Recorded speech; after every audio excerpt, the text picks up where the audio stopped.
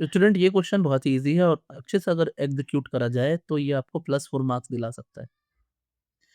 तो आइए हम इस क्वेश्चन को एक बार रीड कर देते हैं। The correct stability of the order of the following species molecule is. तो जो हमारे पास P है पहले उसके बारे में डिस्कस कर लेते हैं। P जो है ये एक्चुअली कुछ ऐसा है और ये एक माइनस है यहाँ पे। तो अगर हम बात करें क्या ये साइक्लिक है? यस, साइक्लिक है। क्या ये प्लेनर होगा? यस, ये प्लेनर होगा। क्या ये कॉन्जुगेटेड है? कॉन्जुगेटेड भी है। क्या इसके पास 4n+2 पाई इलेक्ट्रॉन्स हैं? क्या इतने इलेक्ट्रॉन्स हैं जो डिलोकलाइज्ड हो रहे हैं?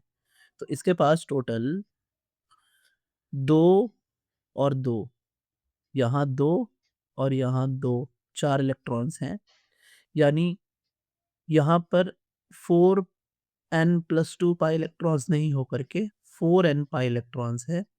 जहाँ n इक्वल्स टू 1 रखेंगे तो हमारे 4 पाई इलेक्ट्रॉन्स आ जाएँगे, है ना? तो ये 4 पाई इलेक्ट्रॉन्स आ जाएँगे, इसके वजह से ये एंटी एरोमेटिक है। हाँ जी, ये एंटी एरोमेटिक है।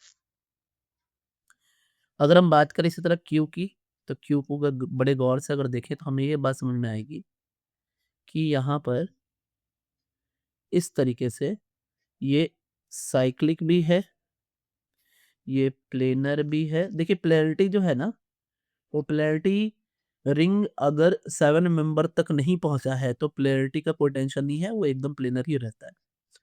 और ये कॉन्जुगेटेड भी है, एग्ज़ैक्टली कॉन्जुगेटेड है ये, है ना? प्लस, माइनस, प्लस, है ना? मतलब हमारा डबल बॉन्ड, फिर माइनस, फिर डबल बॉन्ड, फिर सिंगल बॉन्ड, इस तरीके से कॉन्जुगेटेड है। और यहाँ पर टोटल 6 इलेक्ट्रॉन्स जो हैं, वो डिलोकलाइज़्ड हो रहे हैं और इस वजह से ये 4n+2 पाई इलेक्ट्रॉन्स हक्कल रूल को, है ना, हक्कल रूल को फॉलो कर रहा है और ये जो है, ये एरोमेटिक है, एरोमेटिक है। तो ये एरोमेटिक है। नाउ जो हमारा लास्ट वाला है ना, वो लास्ट वाले में हमारा 8 मेंबर रिंग है और 8 मेंबर रिंग क्या हो सकते हैं ना, वो पोलैरिटी से नॉन पोलैरिटी में जा सकते हैं। यानी ये साइक्लिक तो है ना? साइक्लिक है, लेकिन ये प्लेनर नहीं है, ठीक है? ये नॉन प्लेनर हो सकता है। 8 वाले में ऐसा होता है, ये नॉन प्लेनर है और इस वजह से ये नॉन एरोमेटिक है। तो हमारा जो स्टेबिलिटी का ऑर्डर होता है, वो कुछ इस तरह का होता है कि एरोमेटिक जो होता है वो सबसे ज़्यादा स्टेबल होता है, फिर एंटी एरोमेटिक सबसे कम होता है, बीच में कहीं पर आता है, इसी बीच में आएगा कौन?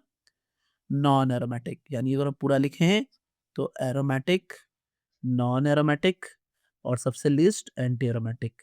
यानी जो हमारा आंसर हो पाएगा वो होगा क्यू, क्यू के बाद आएगा आर एंड फिर आएगा पी। तो ये हमारा आंसर है स्टूडेंट्स, है ना? ये है हमारा आंसर। तो आंसर ए है। So thanks, subscribe for more students.